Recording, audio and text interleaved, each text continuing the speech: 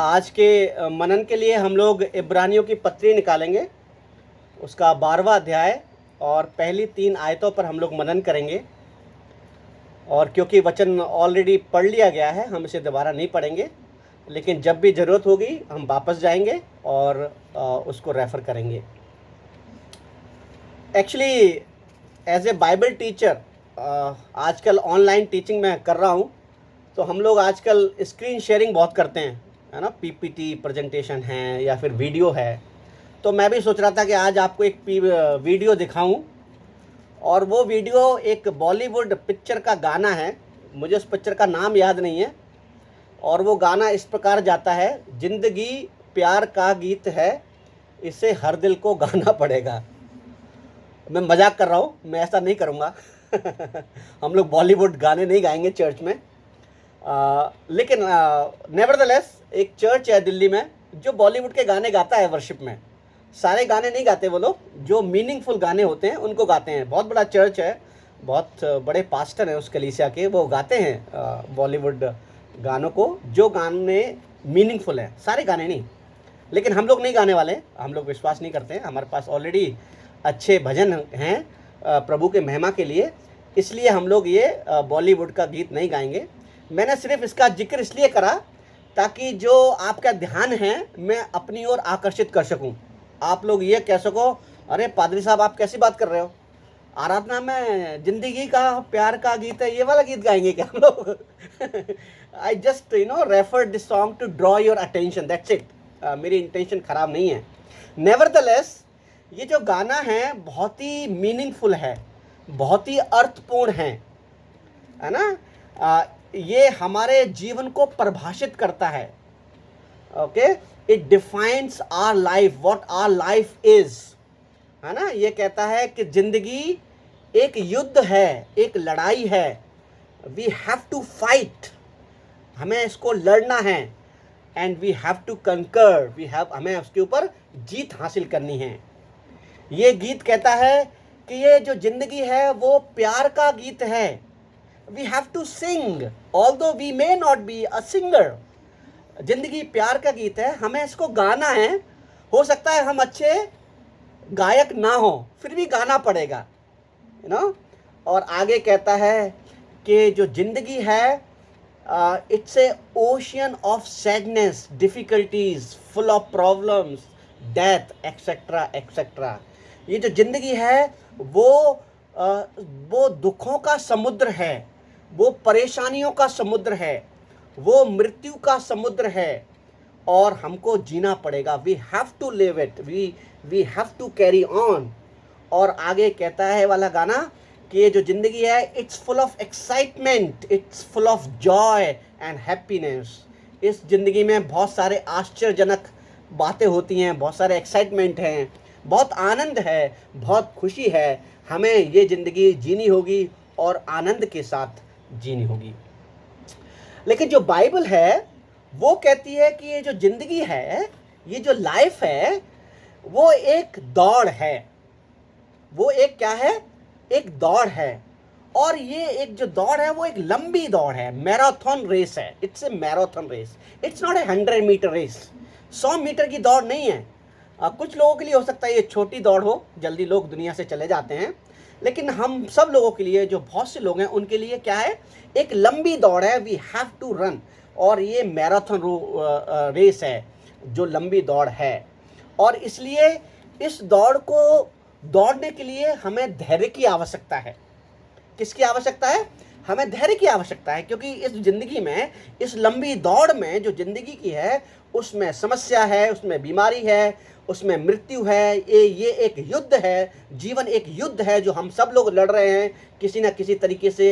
At the same time it's full of excitement and Joy and happiness. और इसलिए हमें इस दौड़ को कैसे जीना है, कैसे दौड़ना है? धैर्य के साथ इस दौड़ को दौड़ना है। धैर्य क्या है? What is patience? And very categorically I would say what is Christian patience? जो मसीह धैर्य है, मसीह जीवन का धैर्य क्या है? I have taken this definition from one of the biblical dictionary, and I am not taking any credit of taking this particular definition. Okay, so you can give the credit to that particular dictionary, although I have forgotten the name of the dictionary. लेकिन ये जो परिभाषा मैं आपको बताने वाला हूँ मसीह धैर्य की, वो मैंने एक किताब से ली है, और इसलिए उसका जो क्रेडिट है मैं नहीं ले रहा हूँ। और वो इस मसीह धैर्य को इस प्रकार कहते हैं, I would say in English, because in English it makes lot of sense, and then I will try to translate in Hindi. Okay, please bear with me. It says, what is Christian patience? Christian patience is the capacity to accept or tolerate delay. मसीह धैर्य क्या है? मसीह धैर्य है वो क्षमता जिसमें हम किसी चीज की देरी का और उसके ना होने का, उसको ना होने को हम स्वीकार करें, है ना। फॉर एग्जाम्पल, अगर हम प्रार्थना कर रहे हैं और वो प्रार्थना हमारी सुनी नहीं जा रही है, बहुत लंबा हो गया है, तो जो धैर्य है, जो मसीह धैर्य है, उसका मतलब यह है कि हम प्रार्थना करते रहें, क्योंकि उसमें डिले हो रहा है, देरी हो रही है। इसका मतलब ये नहीं कि हम प्रार्थना करना बंद कर दें और कहते हैं प्रभु नहीं सुन रहा है। No, it's not a Christian patience, ये मसीह धैर्य नहीं है। It's a capacity to accept और tolerate delay, number one, and trouble also, और सफरिंग विदाउट गेटिंग एंग्री और अपसेट। तो ये एक जो मसीह धैर्य है वो एक मानवीय क्षमता है, जिस क्षमता में हम देरी को स्वीकार करते हैं, कष्टों को स्वीकार करते हैं, और दुखों को स्वीकार करते हैं, और उनको सहते जाते हैं, है ना। इस बात की चिंता करे हुए कि हमें देरी हो रही है, प्रभु हमारी प्रार्थना को नहीं सुन रहा है, उसने हमारे जीवन में बहुत परेशानियां दी हैं, उसके बावजूद भी हम धैर्य रखते हैं। ये मसीह जीवन है। और ये जो पेशेंस है, ये जो धैर्य है, इसको it is sometime referred as a long suffering, you know. और ये एक पवित्र आत्मा का फल भी है, संयम, है ना। और ये संयम क्या है कि जब हम लंबे दुखों का सामना करते हैं, लंबे कष्टों का सामना करते हैं, फॉर एग्जाम्पल हम में कोई बीमार है और एक ऐसी जटिल बीमारी से ग्रसित है जिसको बहुत दिनों से दवाई का सेवन करना पड़ रहा है, then you don't give up, you carry on, और आप प्रार्थना करते रहते हैं कि प्रभु तू मुझे इस बीमारी से क्या कर, तू मुझे बचा। ये जो संयम है, ये जो धैर्य है, ये एक पवित्र आत्मा का फल है। Hence, it is very much important that we all Christian have this fruit of the Spirit in our life. और इसलिए बहुत जरूरी हो जाता है कि ये जो पवित्र आत्मा का फल है, जिसको हम संयम कह रहे हैं, जिसको हम धैर्य कह रहे हैं, तमाम कठिनाइयों के बावजूद, तमाम मृत्यु के बावजूद, तमाम बीमारियों के बावजूद, तमाम दुखों के बावजूद हम क्या करें, हम इस दौड़ को जीते रहें। We are not here to surrender, we are not here to give up, rather we are here to carry on despite everything that stop and that entangles our life. We have to carry on. और ये जो संयम है, ये जो धैर्य है, ये हमारे it's a important part of godliness. ये हमारी भक्ति का एक महत्वपूर्ण हिस्सा है। और ये जो धैर्य है, हमने प्रभु यीशु मसीह के जीवन में बहुत आयत से देखा, और उन्होंने अपने जीवन में इसको मैनिफेस्ट किया, इसको प्रदर्शित किया। And therefore we should all have this fruit of the spirit. ये हमारे जीवन को, हमारे विश्वास को मजबूत करता है जब हम कष्टों में रहते हैं, जब when we go through trials and sufferings. इससे परमेश्वर खुश होता है जब हम धैर्यवान होते हैं। और ये इसका जो कॉन्सिक्वेंसेस हैं, जो रिजल्ट है, वो ब्लेसिंग में होता है। मज़े की बात यह है कि जो इब्रानियों की पत्री है, मेरी आवाज़ सबको आ रही है ना? Thank you. ये जो इब्रानियों की थैंक यू राकेश भाई। ये जो इब्रानियों की पत्री है, इसका जो लेखक है वो अज्ञात है। और मैंने कहा ये मज़ेदार बात इसलिए है क्योंकि बाइबल में एक ऐसी केवल एक ही पत्री है जिसका जो लेखक है वो अज्ञात है। We do not know. Many people do believe that apostle Paul is the writer, but then there are people who do not believe that apostle Paul is the writer. So इसका जो लेखक है वो अज्ञात है, ही इज अननोन। लेकिन इसके साथ साथ ये हमें हमारे मसीह जीवन की जो एक मुख्य बात है, जो धैर्य है, उसके बारे में बताती है। ये जो पत्री है वो एक ऐसी कलीसिया को लिखी गई है जो बूढ़ी हो रही है अपने विश्वास में। They are getting old in their faith and they are slowly drifting away from Christian faith. वो कह रहे हैं भैया मसीह आ गया चला गया, अब क्या है, करो छोड़ो, you know, they are getting old in their Christian faith. और जो उनका विश्वास है वो कैसा होता जा रहा है, वो ठंडा होता जा रहा है। Their Christian faith is drifting away slowly. Okay, उनका जो विश्वास है वो क्या हो रहा है, धीरे धीरे करके कम होता जा रहा है। ये जो कलीसिया है, जिस कलीसिया को ये पत्र लिखा गया है, इट इज विदाउट फोकस, है ना। उनका जो फोकस है, जो बात ध्यान देने वाली बात है, उसको उन्होंने लूज कर दिया है। दे आर विदाउट विजिलेंस, है ना। वो चौकन्ने नहीं हैं, वो इतने विश्वास में दृढ़ नहीं हैं। उनका विश्वास कम होता जा रहा है जब वो देख रहे हैं, कष्टों का सामना कर रहे हैं और कह रहे हैं कि भाई ये मसीह जीवन क्या है ना। और जो उनकी एनर्जी है, जो सामर्थ्य है मसीह की, जो विश्वास की सामर्थ्य है, वो क्या है, वो धीरे धीरे करके ठंडी हो जा रही है। So in nutshell this church is without focus, without vigilance and without energy. Okay, they are losing their focus, they are without vigilance and without energy. Their hands are becoming weak. उनके हाथ पैर जो है वो क्या पड़ गए हैं, ढीले पड़ गए हैं। उनके जो घुटने हैं वो कमजोर पड़ गए हैं। That means they are not now very good as they used to be when they came into faith in Jesus Christ. वो पहले विश्वास जैसा नहीं है जैसे वो प्रभु में पहले पहले आए थे।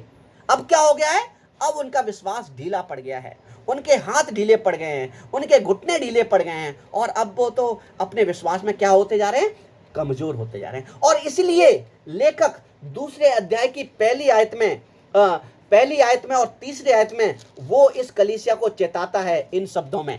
अगर आप चाहते हैं मेरे साथ तो टर्न कर लीजिए दूसरा अध्याय, उसकी पहली आयत।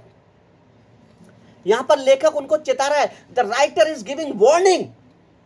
उनको बता रहा है कि भैया वापस आ जाओ अपने विश्वास में, तुम बहुत ढीले पड़ गए हो, तुम लोग बहुत निकम्मे होते जा रहे हो, तुम्हारा विश्वास कम पड़ गया है। कहाँ गई वो गर्मी, कहाँ गई वो जो एंथुसियाज्म, कहाँ, where is that jealousy that you have when you came to Christ. वो मसीह जीवन में जब तुम आए थे तो वो ईर्ष्या, वो एंथुसियाज्म, वो ऊर्जा कहाँ चली गई।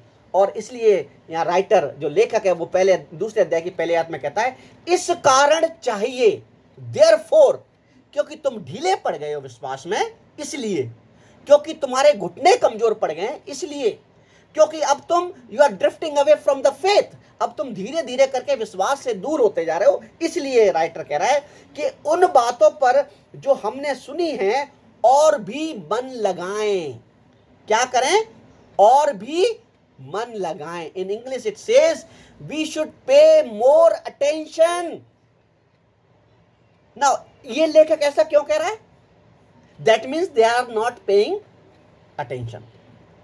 सो writer is reminding, since your knees have become feeble, you are drifting away from your faith, you are weak in faith, you should pay more attention to the gospel that you heard in the beginning. क्योंकि तुम्हारा विश्वास कमजोर हो रहा है, तुम्हारे घुटने कमजोर हो रहे हैं, तुम विश्वास से धीरे धीरे करके दूर होते जा रहे हो। तुम्हें क्या करना चाहिए, और ज्यादा मन लगाना चाहिए। शिकायत क्या है यहां पर, कि वो मन नहीं लगा रहे हैं, ढीले पड़ गए हैं विश्वास में। और इसलिए लेखक उनको चेता रहा है, यू पे मोर अटेंशन, आपको और ज्यादा ध्यान देना है और ज्यादा मन लगाना है मसीह विश्वास की इस दौड़ को पूरा करने के लिए। ऐसा ना हो कि हम बहकर उनसे क्या हो जाएं, दूर चले जाएं। कहीं ऐसा ना हो कि जो उद्धार हमने पाया है वो खो दें और अपने आप को कह दें कि हम तो इसमें है ही नहीं। हालांकि आप अपना उद्धार नहीं खो सकते अगर आपको प्रभु ने एक बार पा लिया है, लेकिन अगर आपके कर्म, आपका विश्वास दृढ़ नहीं हो रहा है और अगर आप अभी भी उस पाप में रह रहे हैं और अभी भी आपका विश्वास मजबूत नहीं है, इन सब परेशानियों को देख करके भी, तो मेरे ख्याल से मुझे और आपको और मन लगाने की आवश्यकता है और वापस लौटने की आवश्यकता है। और इस दौड़ में, जो लंबी दौड़ है, इसको दौड़ने की जरूरत है। तीसरी आयत में यहाँ पर लेखक कहता है कि तो हम लोग ऐसे बड़े उद्धार से निश्चित रहकर कैसे बच सकते हैं, जिसकी चर्चा पहले पहले प्रभु के द्वारा हुई और सुनने वालों के द्वारा हमें इसका निश्चय हुआ। हमारा उद्धार हो चुका है और इसलिए अब हम ढीले ना पड़े। We must pay more attention, we must pay more heed and carry on. इस जिंदगी में हमें आगे आगे आगे बढ़ना है। So basically the writer is saying the church has crapped the disease of drifting and neglecting. इस कलीसिया में एक बीमारी आ गई है, और वो बीमारी क्या है कि ये जो कलीसिया है वो विश्वास को छोड़ रही है और उसको दरकिनार कर रही है और दूर जा रही है। और इसलिए यहाँ के जो लोग हैं, कलीसिया के लोग हैं, वो केयरलेस हो गए हैं, लापरवाह हो गए हैं। उन्होंने they have taken Christian faith for granted, they have become spiritual lazy and negligent. वो आत्मिक रूप से लेजी हो गए हैं और उन्होंने कह दिया कि भैया हमारा तो उद्धार हो गया है, one saved always saved, we don't have to do anything. एक बार बच गए हमेशा बच गए, अब आराम से चादर ओढ़ के सो जाओ। ऐसा नहीं है, ऐसा नहीं है। वो कह रहा है कि हमें वी हैव टू पे मोर अटेंशन। तो बेसिकली इस कलीसिया को मोटिवेशन चाहिए, इनकरेजमेंट चाहिए। इस दौड़ को दौड़ने के लिए, इस मसीह दौड़ को दौड़ने के लिए क्या चाहिए? इन्हें मोटिवेशन चाहिए। इनको कुछ ऐसी चाहिए जो इन्हें पुश कर सके, इन्हें पीछे से कह सके भैया go on carry on despite all difficulties, है ना। They need motivation, they need encouragement. और यहाँ पर हम 3 इनकरेजमेंट देखेंगे। और पहला जो इनकरेजमेंट है वो ये है कि जो राइटर है वो कह रहा है क्योंकि ये दौड़ मुश्किल वाली दौड़ है, ये दौड़ लंबी दौड़ है, इस दौड़ में बहुत कष्ट हैं, समस्याएं हैं, परेशानियां हैं, बीमारी है, मृत्यु है। हम इस दौड़ को धैर्य के साथ दौड़ें तथा इस दौड़ में हम पीछे भी मुड़ के देख सकते हैं। As I said in the beginning, it's not a 100-meter race, so you have to be quick. You don't have to be quick. It's a long race. आपको जल्दीबाजी नहीं करनी है, ये एक लंबी दौड़ है। इसलिए जो राइटर है वो क्या कह रहा है कि हम इस दौड़ को दौड़ते समय पीछे भी मुड़ के देख सकते हैं। इसका क्या मतलब है? इसका मतलब यह है कि अगर आप पहली आयत देखें 12वें अध्याय की, वहां लेखक कहता है इस कारण, किस कारण? क्योंकि आपकी दौड़ ढीली पड़ गई है, आपका विश्वास कमजोर पड़ गया है, आप निग्लेक्ट कर रहे हैं अपने विश्वास को और प्रभु से दूर जा रहे हैं। इस कारण जबकि गवाहों का एक ऐसा बड़ा बादल हमको घेरे हुए है, तो आओ हर एक रोकने वाली वस्तु और उलझाने वाले पाप को दूर करके वह दौड़ जिसमें हमें दौड़ना है, धीरज से दौड़ें। तो लेखक कह रहा है कि जब ये दौड़ आप दौड़ रहे हो जिंदगी की, जिसमें बहुत परेशानी है, संकट है, बीमारी है, मृत्यु है, तकलीफ है, तंगाहली है, इस दौड़ को दौड़ते हुए आप पीछे देख सकते हैं। और पीछे क्या है? तुम्हारे पीछे है गवाहियों का बादल। और वो गवाहियों का बादल कहां पर है? 11वें अध्याय में, इससे पहले वाले अध्याय में। आपको मालूम है विश्वास वाला अध्याय, अब्राहम ने विश्वास किया, और एक लंबी लिस्ट है उस वाले अध्याय में, 11वें अध्याय में, उस वाली लिस्ट में नाम है एबल का। एबल बोले तो एडम का जो भाई था, क्या था एबल, जो भी है ना। उस नाम में है एनोक, हारून ने एनोक, है ना। उस नाम में है, उसमें है नू का नाम है, नू।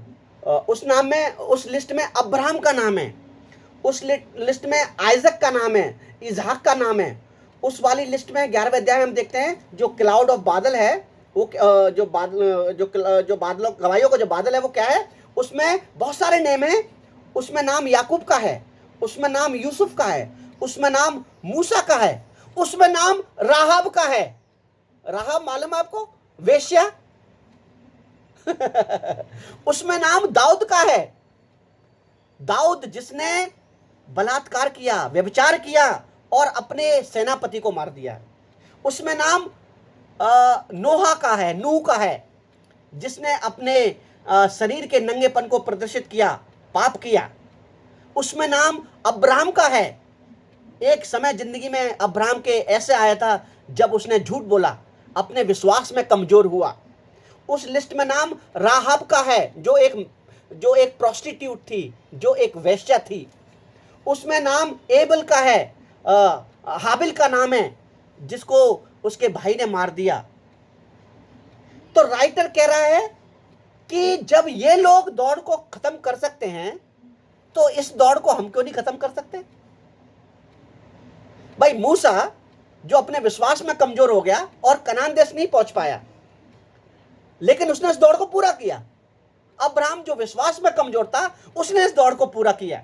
दाऊद जिसने व्यभिचार किया, उसने इस दौड़ को पूरा किया। रेहब जो वेश्या थी, उसने इस दौड़ को पूरा किया। Why can't we complete this race?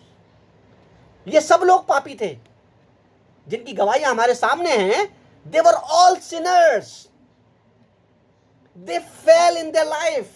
They all committed sin. They all drifted away from their faith, from their Christian faith. ये सब लोग पाप में गिरे, सब लोग विश्वास से दूर हुए। जो लेखक है वो कह रहा है इन लोग को देखो और क्या हो, उत्साहित हो, मजबूत हो। Be encouraged and look at these people. If they could finish, we can also finish. Hallelujah. If they could finish the race, we can also finish the race. इस रेस में मेरे ख्याल से हडसन टेलर का नाम आ सकता है, जो चीन में गया, जहां उसने प्रभु की सेवा करी। इस लिस्ट में जोनाथन एडवर्ड का नाम आ सकता है, जिसको चर्च से बाहर निकाल दिया गया और कहा कि ये पादरी काम का नहीं है। We can always add the name of William Carey in this list, जिसके ऊपर ये आरोप लगाया गया कि उसने अपने परिवार की देखभाल नहीं करी, ढंग से देखभाल नहीं करी। We can add the name of Jonathan Edward who was kicked out from his church. इस नाम में हम, इस लिस्ट में हम बहुत सारे नामों को ऐड कर सकते हैं। तो लेखक क्या कह रहा है, लुक एट दीज पीपल, इन लोगों को देखो। They were all sinners like us. वो सब पापी थे हमारी तरह, but they could finish the race. We can too finish the race. So be encouraged, let's carry on, let's move on, let's not surrender, let's not give up. जो दूसरी बात जो मजे की है वो बात है, जॉन पाइपर हैं एक प्रभु के सेवक, वो कहते हैं कि ये जो लोग हैं, दाऊद, मूसा और ये अब्राहम, एबल, एनोक, ये लोग ने रेस पूरी कर ली है। सब लोग मेरे साथ हैं?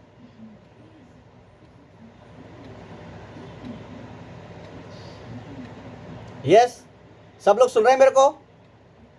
ओके। तो जॉन पाइपर कहते हैं कि इन लोगों ने रेस को पूरा कर लिया है और ये अब फिनिशिंग लाइन पे खड़े हैं, जो आखिरी लाइन है उस पे खड़े हैं। And they are clapping and they are cheering up and they saying, Anoop, do it, carry on, move on, despite all difficulties, despite everything that stops you. Okay, वो कह रहे हैं कि तुम अपनी दौड़ को क्या करते रहो, दौड़ते रहो और इस दौड़ को पूरा करो। इस दौड़ को तुम क्या करो, पूरा करो। मार्टिन लूथर किंग जूनियर ने कहा, मार्टिन लूथर किंग जूनियर थे, उन्होंने कहा कि अगर तुम उड़ नहीं सकते तो दौड़ो। प्लीज कृपया ध्यान से सुनिए। मार्टिन लूथर जूनियर ने कहा कि अगर तुम उड़ नहीं सकते तो दौड़ो, अगर तुम दौड़ नहीं सकते तो वॉक करो, चलो, और अगर तुम वॉक नहीं कर सकते, यू क्रोल, आप रेंगो। क्या कहा मार्टिन लूथर जूनियर ने, किंग जूनियर ने, कि अगर तुम उड़ नहीं सकते अपने जीवन में तो आप दौड़ो, और अगर आप दौड़ नहीं सकते हो तो वॉक करो। ठीक है? और अगर आप वॉक नहीं कर सकते हैं तो रेंगो, सांप की तरह रेंगो। But then you have to keep moving. आपको समझ में आया? मार्टिन लूथर किंग जूनियर ने कहा कि अगर आप उड़ नहीं सकते हो तो दौड़ो। If you can't fly, run. If you can't run, walk. And if you can't walk, crawl. उन्होंने कहा उड़ो, अगर उड़ नहीं सकते तो दौड़ो, दौड़ नहीं सकते तो वॉक करो, और वॉक नहीं कर सकते तो रेंगो। But then you have to keep moving. आपको इस दौड़ को रोकना नहीं है, हम सबको चलते रहना है। We have to keep moving. Please unmute कर लीजिए, आप सब लोग अपने आप को म्यूट कर लीजिए प्लीज, आवाज आ रही है पीछे से। Thank you. ओके, वो कहते हैं कि by all means we have to keep moving, हमें इस दौड़ में आगे दौड़ते रहना है, आगे चलते रहना है, हमें रुकना नहीं है। इस समय जो हालात है हमारे जीवन का, वो ऐसा है कि हमारा जीवन स्थिर हो गया है। Our life has become stagnant, it looks like we are not moving, we are not going ahead, we have become dead being inside the home, है ना। आजकल हम लोग घर में बैठे हैं, ऐसा लग रहा है कि हम लोग कुछ कर ही नहीं रहे हैं। लेकिन मैं बताना चाहता हूं कि ये समय है where we need to gear up, ये समय है कि हम अपनी गाड़ी का गियर बदल दें, सोचें और मोटिवेशन पाएं। इन लोगों को देखें जिन्होंने दौड़ को पूरा किया और आगे बढ़ें।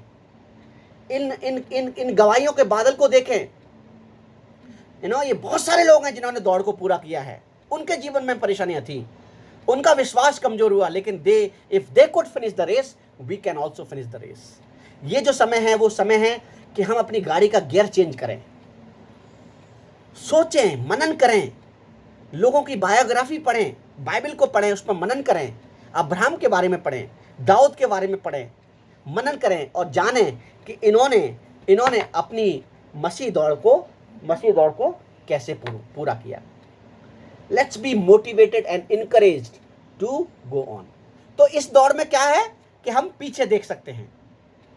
पीछे का मतलब यह है कि बहुत सारे लोग हैं जिन्होंने इस दौड़ को पूरा किया है, और जब वो पूरा कर सकते हैं तो हम भी कर सकते हैं, क्योंकि वो पापी थे, हम भी पापी हैं। उनके साथ समस्या थी, हमारे साथ भी समस्या है। If they could finish, we can also finish. और वो इस फिनिशिंग लाइन पर हमारे लिए ताली बजा रहे हैं और कह रहे हैं कि प्लीज डू इट। जो दूसरा मोटिवेशन है वो है कि हम प्रभु यीशु मसीह की ओर देखें, आगे देखें। किसको देखें? प्रभु यीशु मसीह की ओर, उसकी ओर ताकें। पीछे देखें, अब क्या करें? आगे भी देखें। ऐसा ना हो पीछे देखते रहें, हमें आगे भी देखना है। और आगे किसको देखना है? प्रभु यीशु मसीह को। यहां पे लिखा है दूसरी आयत में, और विश्वास के कर्ता और सिद्ध करने वाले यीशु की ओर क्या करें? ताकते रहें, जिसने उस आनंद के लिए जो उसके लिए आगे धरा था, लज्जा की कुछ चिंता न करके क्रूस का दुख सह लिया। विश्वास के कर्ता। तो जो दूसरा मोटिवेशन है वो कहां से आएगा? प्रभु यीशु मसीह के जीवन की ओर देखने के बाद। तो जब हम इस दौड़ को दौड़ें तो हम प्रभु यीशु मसीह की ओर देखें, क्योंकि वो हमारे विश्वास का क्या है? वो हमारे विश्वास का कर्ता है, शुरू से लेके अंत तक। वो हमारे लिए एक परफेक्ट मॉडल है। ओके। और फाइनली हम देख सकते हैं कि वो ही है जो हमें सस्टेन करता है और हमारे जीवन को संभालता है। मैं एक प्रश्न पूछता हूं आपसे, और इस प्रश्न के बाद आपको ये बात ज्यादा समझ में आ जाएगी। It's a theological question by the way, okay, and if you like to answer, please answer. Could Jesus commit sin? Yes और नो?